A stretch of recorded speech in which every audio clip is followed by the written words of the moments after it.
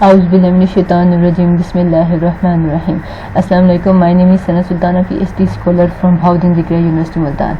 अच्छा गाइस, आज मैं आप सबको बताने जा रही हूँ न्यूमेरिकल एनालिसिस का इंट्रोडक्शन बताने जा रही हूँ कि न्यूमेरिकल एनालिसिस क्या है, हम क्यों पढ़ते हैं, किस लिए पढ़ते हैं, वो सारे सवालों के जवाब आपको आज के इस लेक्चर में दूंगी। तो जल्दी से स्टार्ट करते हैं अपना न्यूमेरिकल एनालिसिस। न्यूमेरिकल एनालिसिस के ये सामने आपके सामने डेफिनेशन लिखी हुई है और आपसे पूछा जाए कि भाई न्यूमेरिकल एनालिसिस क्या है तो वो आप लोग बताएंगे। Numerical analysis is the branch of mathematics, mathematics की ब्रांच है। अच्छा, that provides tools and methods for solving mathematical problem in numerical forms.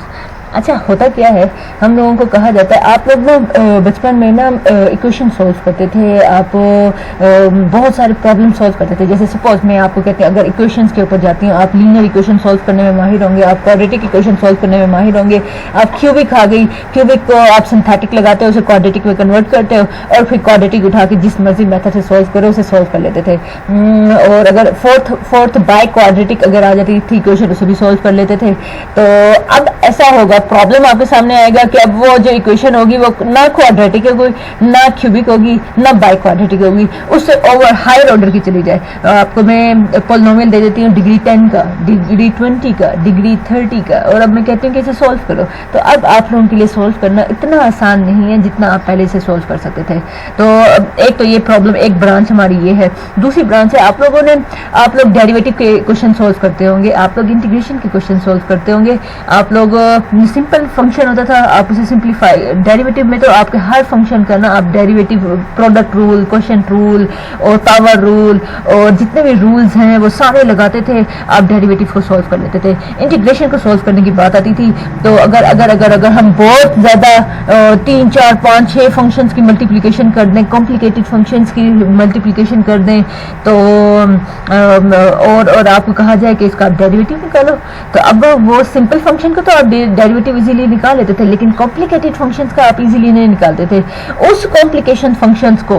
Complication function को सॉल्व करने के लिए कहाँ पे अब ऐसा होगा कि हम लोग फिर वहां पे बेबस हो जाएंगे कि अब मैं तो इसे सॉल्व नहीं कर सकती, अब इसे कैसे सॉल्व करें। ठीक है, हमारी एक और ब्रांच ये है। दूसरी ब्रांच हमारी, आप लोग इंटीग्रेशन में देख लो, इंटीग्रेशन में हमारे पास इतनी फैसिलिटीज नहीं है। वहां पर हम लोग प्रोडक्ट रूल में हम लोग ना फिर दूसरे इंटीग्रेशन बाय पार्ट्स में चले जाते हैं और फिर बाकी सारी चीजों में चले जाते हैं। अगर हम इनको और कॉम्प्लिकेटेड कर दें, इनको हम क्या कर दें, इनको हम और क्या कहते हैं कॉम्प्लिकेटेड शक्ल बना दें तो आप लोग उन्हें सॉल्व नहीं कर सकेंगे। तो अब जहां पर आप लोग बेबस हो जाते हो तो वहां पर हमारी न्यूमेरिकल एनालिसिस आती है और वो कहती है परेशान नहीं होना, मैं इसको सोल्व करके दूंगी। तो यहाँ पर भी यही काम हो रहा है। ये क्या कहा जा रहा है, is the branch of mathematics, mathematics की ये एक ब्रांच है। अच्छा, दैट प्रोवाइड्स टूल्स, ये हमें क्या देंगे, ये हमें टूल देगी, ये हमें कहेगी ये लो मेरा ये मेथड है, इस मेथड, अगर तुम्हारा प्रॉब्लम कौन सा है, पहले तुम्हारे प्रॉब्लम की नेचर देखेगी। अच्छा, तुम्हारा प्रॉब्लम रूट फाइंडिंग है तो तुम्हें ये टूल्स देगी, ये लो ये वाला टूल ले लो, न्यूटन रूल टूल ले लो, सेकंड मेथड ले लो, बाइसेक्शन मेथड ले लो, जिसमें टूल्स, जिसे वो टूल्स का नाम दे रहा है कि चलो ये वाला टूल ले लो, ये टूल फिट नहीं आता, ये वाला ले लो, ये वाला ले लो, ये वाला ले लो। आपके पास बेशुमार ये टूल्स देगी, बेशुमार ये मेथड्स देगी फॉर सॉल्विंग मैथमेटिकल प्रॉब्लम्स। आपके मैथमेटिकल प्रॉब्लम को सॉल्व करने के लिए ये टूल्स भी देगी, मेथड्स भी देगी इन न्यूमेरिक फॉर्म। लेकिन शर्त ये है, ये आपको आंसर किस में देगा, न्यूमेरिक फॉर्म में देगा। और मजे की बात ये आपको एग्जैक्ट आंसर भी नहीं देगा, ये आपको अप्रोक्सीमेट आंसर देगा, करीब आंसर होगा, एग्जैक्ट के करीब होगा, लेकिन ये आपको एग्जैक्ट नहीं दे सकता। अगर एग्जैक्ट यहाँ पे लगता होता तो आप अपने बचपन के मेथड लगाओ और इसे सॉल्व करो और आंसर निकालो। जो मोस्ट कॉम्प्लिकेटेड प्रॉब्लम्स आ जाएंगे उन्हें सॉल्व करने के लिए एग्जैक्ट मेथड वहां पे फेल हो जाएंगे।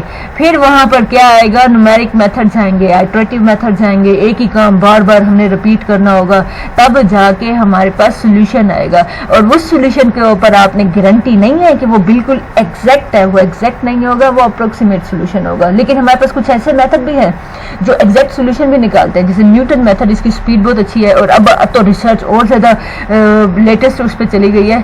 तो यहाँ पर अभी तो फिलहाल आपको सिर्फ इतना ही बताऊंगी कि यहाँ पर जो ये मैथमेटिक्स की ब्रांच है ये हमें टूल्स देती है, मेथड देती है for solving mathematical problem in numeric form. चलो आओ आगे चलते हैं। In numerical analysis we are mainly interested in implementation and analysis of numerical algorithm for finding and approximate solution. अब देखो ये वही बात हो रहा है, कहते हैं we are in numerical analysis we are mainly interested in implementation. जो मेथड हम बनाते हैं हम उन्हें अप्लाई करना चाहते हैं, इंडस्ट्री में अप्लाई करना चाहते हैं।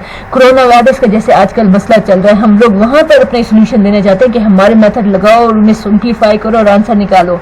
Implementation and analysis of numerical algorithm. Numerical algorithm का हम जो हमारे मेथड्स बने हुए होते हैं हम उनका बैठ के एनालिसिस करते हैं कि ये आपने मेथड बनाया। बहुत सारे आजकल लेटेस्ट रिसर्च है, हर कोई ना किसी मेथड के ऊपर काम कर रहा है, तो हम लोग फिर उन्हें कहते हैं कि ये तुम्हारे मेथड में ये नुक्स है, ये ड्रॉबैक है, ये इस वक्त शूट कर जाता है, ये यहाँ पे काम नहीं करता, इसका ये ऑर्डर ऑफ कन्वर्जेंस है, ये इसका ये है। तो वो हम सारी बातें बताते हैं, ये स्टेबल नहीं है, इसकी हम सब कुछ देखते हैं। इसका मतलब है हम लोग ना मेथड्स बना के उन्हें छोड़ नहीं देते, जा बेटा जो तू इसको काम करता रहे, जो जिंदगी भर करता रहे। नहीं, हम उसको बैठ के स्टडी भी करते हैं, क्या ये सही भी है। अगर ये सही है हमें उसको पता चल जाता है, अच्छा अब इसे यहाँ पे हम अप्लाई कर सकते हैं, हम इसे इंडस्ट्री में अप्लाई कर सकते हैं, हम इसे कंप्यूटर साइंस में अप्लाई कर सकते हैं। बेशुमार हमारे पास मेथड्स हैं, वहां पर हम अप्लाई कर सकते हैं।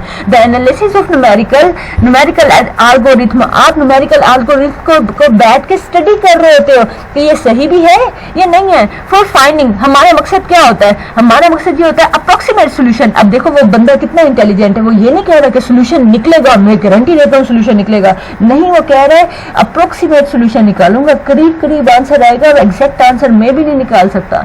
चलो आगे, टू मैथमेटिकल प्रॉब्लम। आपके मैथमेटिकल प्रॉब्लम का अप्रोक्सीमेट सोल्यूशन निकालने के लिए हम लोग किसको यूज करते हैं, न्यूमेरिकल एनालिसिस को यूज करते हैं। आगे चलते हैं।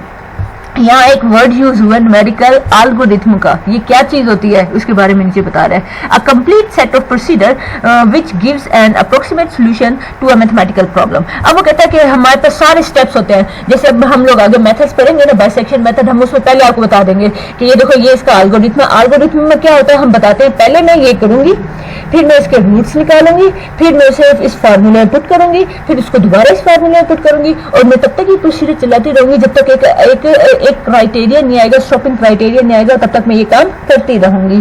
तो यहाँ पे वो न्यूमेरिकल एल्गोरिथम बता दिया कि पूरी सेट ऑफ लिस्ट पहले हमें बता दिया जाता है कि इसमें हम ये काम करेंगे, अगर कबूल है तो इसको उठाओ, अगर नहीं है तुम्हारे प्रॉब्लम से रिलेटेड नहीं है तो इस मेथड को छोड़ो और कोई और मेथड पकड़ो हमारा, ठीक है।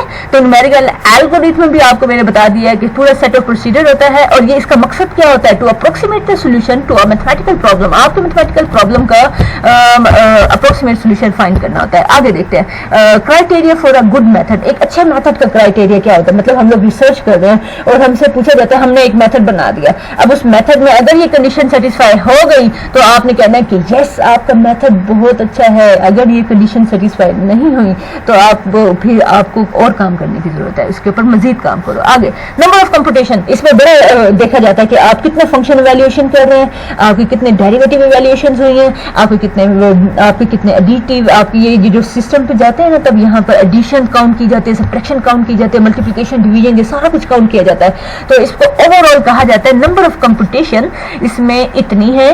तो और फिर इनके फार्मूलाज होते हैं, वो हमसे पूछते हैं कि नंबर ऑफ कंप्यूटेशन इतने हो और फिर ऑर्डर ऑफ कन्वर्जेंस इतना हो, तो इसे कंबाइन करके एक निकाला जाता है। और फिर हम कहते हैं ओए, इसको देखकर हम कहते हैं ये मेरा मेथड इतने ऑर्डर का बन गया, ये मेरा मेथड इतना एफिशिएंट है, इतनी जल्दी का आंसर निकालता है, एंड सो व्हाट्स है। और तो हम आगे देखेंगे तो हम इसको फर्दर डिटेल में देखेंगे। अच्छा आगे, अगला applicable to a class of problem. ऐसा नहीं हो आपका जो मेथड है वो कोई बेकार नहीं हो, किसी ना किसी प्रॉब्लम को, एक क्लास की प्रॉब्लम को सोल्व करने के लिए जरूर हो, या तो वो डेरिवेटिव के क्वेश्चन सोल्व कर सकता हो, या वो इंटीग्रेशन के क्वेश्चन सोल्व कर सकता हो, या वो नॉन लीनियर इक्वेशन या लीनियर इक्वेशन या पीडीके, ओडीके, कोई एक पर्टिकुलर क्लास के लिए वो आपका प्रॉब्लम जरूर हो। ऐसा ना हो कि भाई आपने प्रॉब्लम बना दिया और पता ही नहीं है, आपको खुद भी नहीं पता वो किस क्लास के प्रॉब्लम को वो सोल्व करने के लिए बनाया गया है। आगे स्पीड ऑफ कन्वर्जेंस, और फिर ये भी देखी जाती है कि आपकी स्पीड ऑफ कन्वर्जेंस कितनी है, हायर ऑर्डर, और फिर ये हम लोगों की ये चलती है, इसके ऊपर भी चलती है, और हम फिर बहस वगैरह इधर चलते हैं। हम कहते हैं 7th ऑर्डर के मेथड सारे इकट्ठे करो, 8 ऑर्डर के मेथड इकट्ठे करो, 16 ऑर्डर के मेथड इकट्ठे करो, और फिर जिनके ऑर्डर ज्यादा होते हैं, ऑर्डर ऑफ कन्वर्जेंस ज्यादा होता है, उन मेथड को बहुत अच्छा कंसीडर किया जाता है। तो आगे चलते हैं, एरर मैनेजमेंट और आपकी एरर, और अब आप लोगों को पहले बता दिया कि आप लोग जो आंसर निकाल रहे हो वो अप्रोक्सीमेट है, एग्जैक्ट नहीं है। अब आप लोगों को पता है एरर क्या होता है, एग्जैक्ट आंसर माइनस अप्रोक्सीमेट। आप एग्जैक्ट को आपके अप्रोक्सीमेट आंसर में से माइनस करो तो वो जो आंसर, जो चीज आपके पास आएगा, जो रिमेनिंग वैल्यूज आपके पास आएंगी, इन रिजल्ट आपको रिजल्ट मिलेगा, उसे हम बोलते हैं एरर। अब एरर क्या है, एरर मैनेजमेंट मतलब आपका एल्गोरिथम इतना अच्छा हो कि जैसे जैसे आप फर्दर आइटरेशन करते जाएं, आपका एरर आहिस्ता आहिस्ता डिक्रीज होता रहे, कम होता रहे। स्टार्ट में बेशक हो, फिर कम होता होता होता होता जैसे आप आइटरेशन बढ़ाते जाएं, आपका एरर कम होता जाए। एरर मैनेजमेंट के ऊपर बहुत ज्यादा डिस्कशन हुई है, इसके ऊपर बहुत ज्यादा लिटरेचर पर है। तो हम आगे चलते हैं, अभी तो सिर्फ हम इंट्रोडक्शन ले रहे हैं ना। अच्छा एल्गोरिथम, गुड मेथड के क्राइटेरिया क्या है। अगला स्टेबिलिटी, स्टेबिलिटी बड़ा अच्छा है। आजकल लेटेस्ट रिजल्ट तो नहीं, रिसर्च तो नहीं करनी चाहिए, लेकिन इसके ऊपर बहुत ज्यादा काम किया जा रहा है कि स्टेबल के बारे में आप ये समझ लें कि सपोज जैसे हमारा मेथड है, सपोज हम लोग इसे चल रहे थे, इसे हमने आइटरेशन करना स्टार्ट कर रहे थे, स्टार्ट में मिस्टेक हो गई, हमसे थोड़ी सी मिस्टेक हो गई। अब कुछ मेथड ऐसे होते हैं कि जब कुछ उनमें मिस्टेक हो जाती है ना, वो शूट आउट कर जाते हैं, वो फिर एग्जैक्ट रूट की तरफ जाने के बजाय ना वो डाइवर्ज कर जाते हैं, किसी एग्जैक्ट रूट की तरफ कन्वर्ज करने की बजाय वो डाइवर्ज कर जाते हैं। अगर जरा सी कोई गलती हो गई, वो शूट आउट कर जाएगा मेथड आपका, वहां पे वो काम ही नहीं करेगा, एग्जैक्ट रूट की जगह किसी और की तरफ चला जाएगा। तो ऐसे मेथड्स को हम बोलते हैं अनस्टेबल। स्टेबल क्या होता है, स्टेबल मेथड वो होता है जिसको हमसे अगर कुछ मिस्टेक हो भी गई है ना, वो सेल्फ करेक्टिंग हो, अपने आप को मिस्टेक होने के बाद भी फिर भी वो अपनी गलती सही करने के बाद वो डायरेक्ट जाए किसकी तरफ, एग्जैक्ट मेथड, एग्जैक्ट आपके सोल्यूशन की तरफ जाए, वो किसी और सोल्यूशन की तरफ भाग करना चला जाए। तो ऐसे मेथड को बोलते हैं स्टेबिलिटी। तो अगर मैं भी होंगी, अगर देखा जाए, इंसाफ से देखा जाए, अगर मेरे मेथड में ये सारी बातें पाई जाएंगी, तो मैं ऐसे मेथड को क्या कहूंगी, out class stable good method बोलूंगी। तो आगे चलते हैं, अब आगे हमारे पास क्या कहता है। अगला हमारे पास डेफिनेशन है, ओ स्टेबल, स्टेबिलिटी ऊपर आपने पढ़ी है, स्टेबल एल्गोरिथम के बारे में बता रहा है। Algorithm for which the cumulative effect of error is limited. आपका ओवरऑल जो इफेक्ट है एरर्स का वो क्या हो, लिमिटेड हो।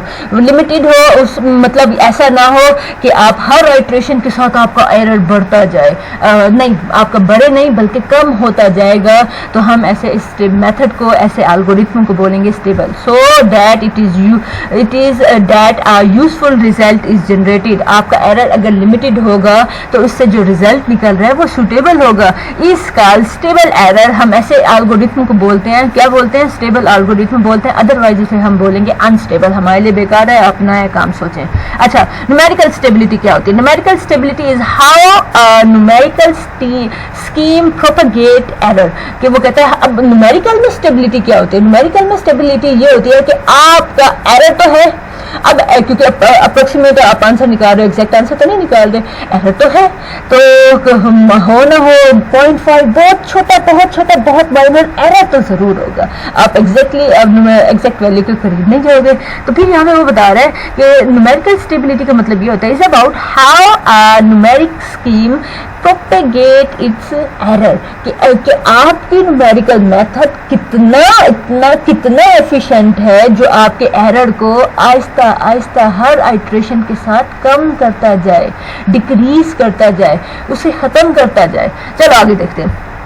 तो ऐसे न्यूमेरिकल मेथड को, ऐसे एल्गोरिथम को हम बोलेंगे न्यूमेरिकल स्टेबिलिटी। अब आगे न्यूमेरिकल आइटरेशन मेथड्स क्या होते हैं, इसके बारे में आपको बता देती हूँ। जो न्यूमेरिकल होते हैं ना, न्यूमेरिकल मेथड्स होते हैं, ये एक ही काम बार बार करते हैं। जैसे ये आइटरेटिव का मतलब मैं आपको बताती हूँ। Mathematical procedure that generate a sequence of improving approximate solution. अब यहाँ पे क्या हो रहा है, एक ऐसा मैथमेटिकल प्रोसीजर जो जनरेट कर रहा है सीक्वेंस का मतलब ये होता है, सीक्वेंस क्या होता है, सीक्वेंस मतलब ये होता है एक आंसर, फिर अगला आंसर, फिर अगला आंसर, फिर अगला आंसर। सीक्वेंसेस यही होता है ना, पहली वैल्यू, फिर अगली वैल्यू, फिर अगली वैल्यू, फिर अगली value, and so on infinity तक जा रहा होता है। एंड में 3 डॉट्स लगे हुए होते हैं, उसे सीक्वेंस बोलते हैं कि ये सीक्वेंस एक चल रहा है। अब यहाँ पे वो क्या कह रहा है, वो कहता है 1 या 2 सोल्यूशन निकाल के वो बस नहीं कर देता, वो सीक्वेंस जनरेट करना शुरू कर देता है।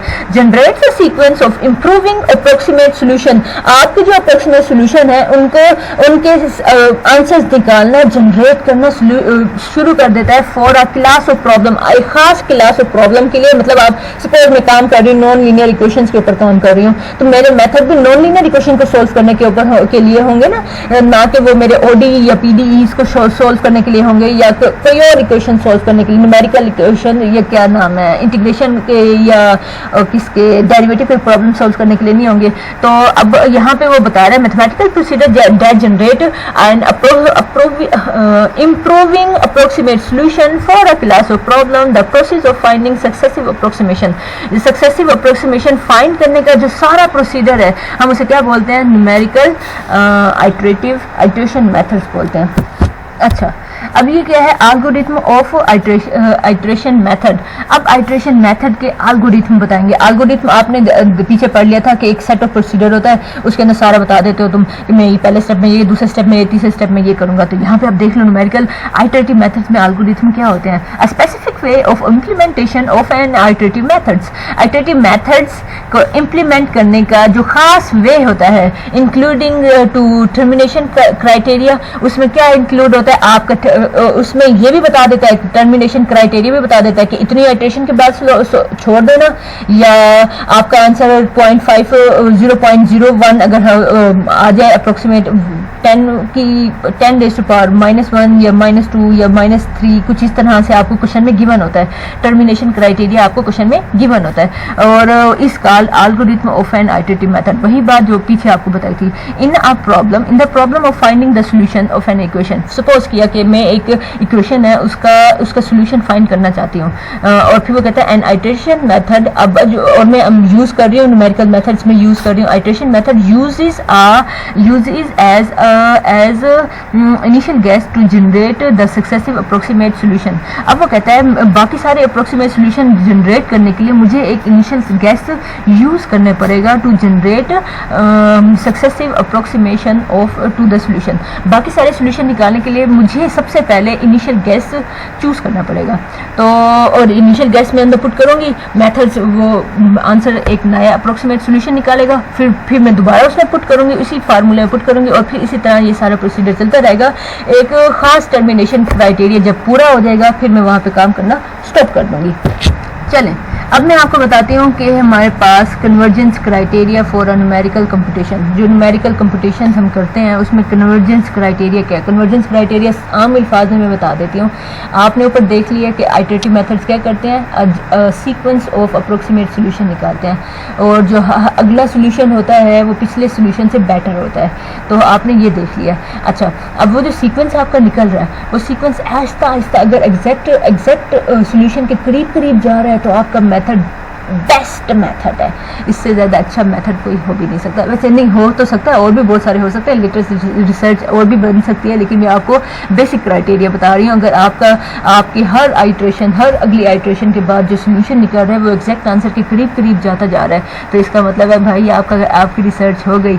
आगे चलो भाई, आगे क्या कहता है, if the method leads to the value close to exact solution. अगर आपका मेथड एग्जैक्ट सोल्यूशन के करीब करीब आपका वैल्यूज लाना शुरू कर दे, then we say that the method is convergent. तब हम कहेंगे कि आपका मेथड कन्वर्जेंट है।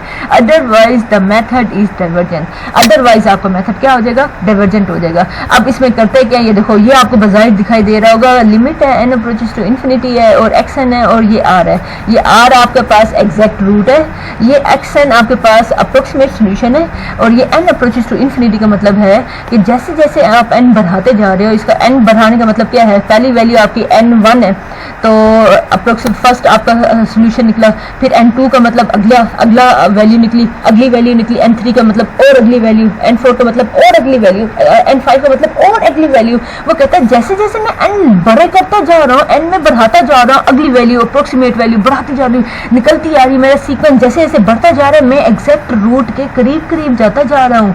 तो ये हमारे पास बेसिक फार्मूला है कन्वर्जेंस का। तो ये हो गया हमारा मेथड। कन्वर्जेंस क्या हो गया? राउंड ऑफ तो आप लोगों को पता है कि आपके पास अगर एक वैल्यू होती है उसके नियरेस्ट हम न्यूमेरिक वैल्यू लेते होते हैं, तो ये हमारे पास राउंडिंग ऑफ होता है। हम जल्दी जल्दी इस पर चलते हैं।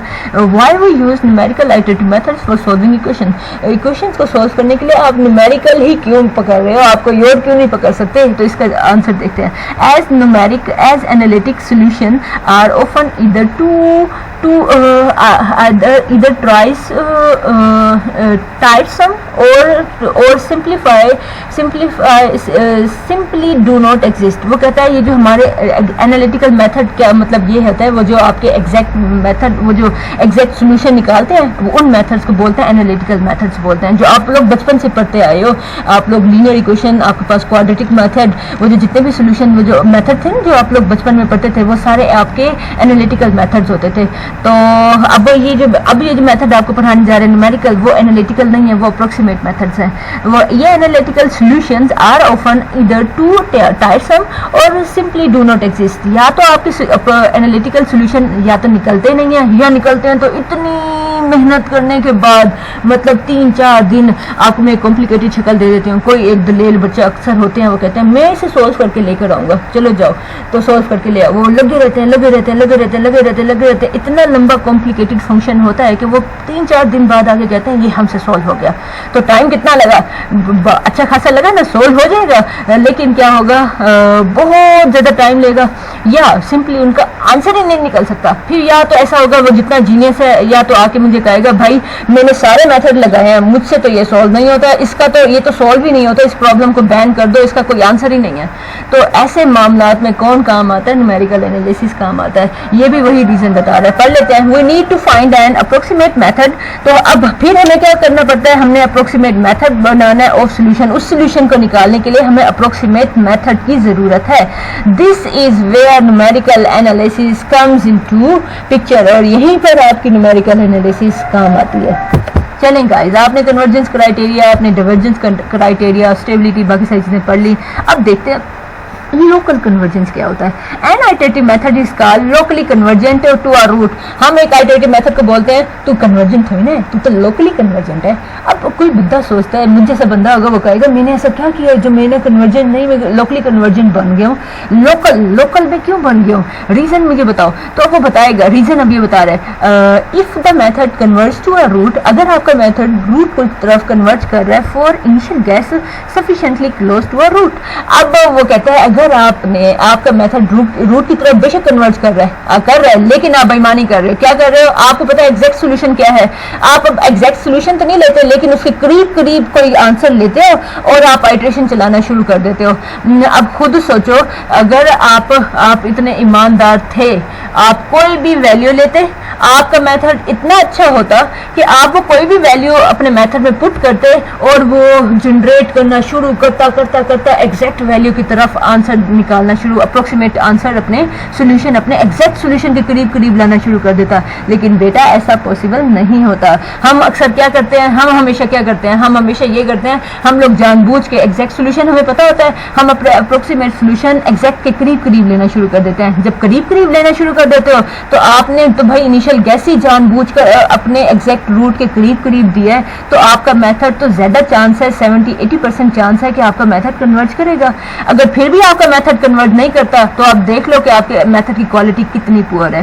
तो अब यहाँ पे वो हमें क्या कहा जा रहा है कि आप लोकली, तो इस केस में जब हम आपके एग्जैक्ट सॉल्यूशन के करीब करीब इनिशियल गैस पकड़ते हैं, इनिशियल गैस आपके एग्जैक्ट सॉल्यूशन के करीब करीब पकड़ते हैं, तो ऐसे केस में जो आपका मेथड है, हम उसे ये नहीं कहते यस यू आर कन्वर्जेंट, हम उसे ये कहते हैं यू आर लोकली कन्वर्जेंट। आप लोकली कन्वर्जेंट हो, आपका मेथड तब कन्वर्ज करेगा अगर आप एग्जैक्ट रूट के करीब करीब इनिशियल गैस लें। अगर आप करीब करीब इनिशियल गैस नहीं लेते तब आपका मेथड कन्वर्ज नहीं करेगा। तो हम ऐसे मेथड को क्या बोलते हैं? Locally convergent method.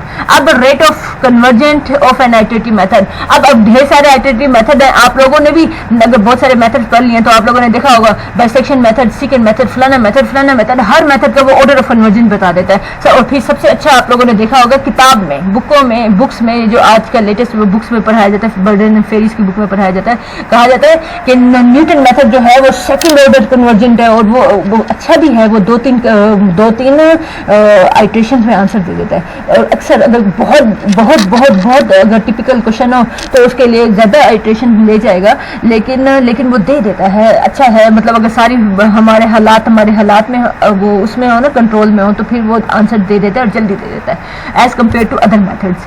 तो अब हमारे पास रेट ऑफ, तो वहाँ पे कहा जाता है न्यूटन का रेट ऑफ कन्वर्जेंस बताया जाता है, ऑर्डर ऑफ कन्वर्जेंस बताया जाता है, सेकंड है सीकेंड का बताया जाता है, सेमी लीनियर है, और फिर ये सारा ये सुपर लीनियर बताया जाता है। तो ये सारा यहाँ पे लिखा हुआ है, इसको देखते हैं, लेकिन पहले हम ये पढ़ लेते हैं। Suppose that a sequence converts to a root R. अब वो कहता है सपोज कि जो आपका मेथड है वो सीक्वेंस जनरेट कर रहा है। वो जो सीक्वेंस है, हम सीक्वेंस को आपको पता है हम इस तरह डिनोट करते हैं, अक्सर बुक्स में कर्ली ब्रेसेस से भी डिनोट कर देते हैं, converts to R exact root R. ये कन्वर्ज कर रहे हैं आगे। Then the sequence is said to converge to R. तो हम इस सीक्वेंस को बोलेंगे कि ये आर को कन्वर्ज कर रहा है विद ऑर्डर ऑफ कन्वर्जेंस ए, और उस किस ऑर्डर के साथ ऑर्डर ऑफ कन्वर्जेंस बताया जा रहा है? ए है if there exist a positive constant P such that this condition hold.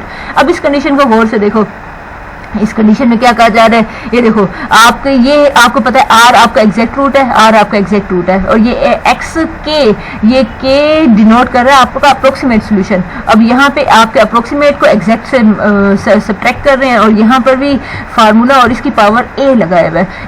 ये फार्मूला आपको मैंने पहले ही बता दिया था, ये एरर का फार्मूला होता है। यहाँ पे ये एरर k+1 और नीचे एरर के और पावर हमारे पास वही अल्फा, ये ए नहीं है, ये भी अल्फा होगा फिर। और फिर ये या तो ये फार्मूला हो या ये फार्मूला, और लिमिट आपकी वही है। और अगर आपका आंसर इक्वल टू पी आ गया तो हम इसे बोलेंगे, क्या बोलेंगे? हम इसे बोलेंगे कि ये आपका सोल्यूशन जो है वो कन्वर्ज कर गया और आपके रूट को कन्वर्ज कर रहा है। ऑर्डर ऑफ कन्वर्जेंस आपका ये अल्फा है, या यहाँ पे ए लिखा हुआ है, और फिर विद पॉजिटिव कांस्टेंट पी, और ये हमारे पास फार्मूला है। हमें इस फार्मूले से पता चल जाता है कि हमारा जो मेथड का क्या है ऑर्डर ऑफ कन्वर्जेंस है वो कितना है, वो हमें पता चल जाता है। If A is equal to 1 तो हम बोलेंगे कि आपका जो मेथड है वो कन्वर्ज कर रहा है लीनियरली। अगर ए हमारे पास 2 है तो हम इसे बोलेंगे कि आपका मेथड कन्वर्ज कर रहा है quadratic, and so on, where the number A is called convergent factor बोलता है। और यहाँ नीचे बता दिया, और ये बड़े इंपॉर्टेंट एमसीक्यूज हैं जो आपसे पब्लिक सर्विस कमीशन या गैट टेस्ट वगैरह में पूछा जाता है। Rate of convergence fix point iteration method का लीनियर होता है, और बाइसेक्शन मेथड का सेमी क्या होता है, लीनियर से भी कम होता है। और फिर rate of conversion Newton method का क्वाड्रेटिक मतलब 2 होता है, और सेकंड मेथड का सुपर लीनियर ना क्वाड्रेटिक होता है ना लीनियर होता है, लेकिन लीनियर से बड़ा होता है, दरमियान की चीज़ होती है, इसलिए यहाँ पे इसने बोला है सुपर लीनियर बोला है। चलें गाइज, आज का लेक्चर मेरे यहीं पे ख़त्म होता है। मिलती हूँ मैं नेक्स्ट टॉपिक के साथ। तब तक अपना बहुत ज़्यादा ख्याल रखिएगा, अपनी दुआ में याद रखिएगा। अल्लाह हाफिज़।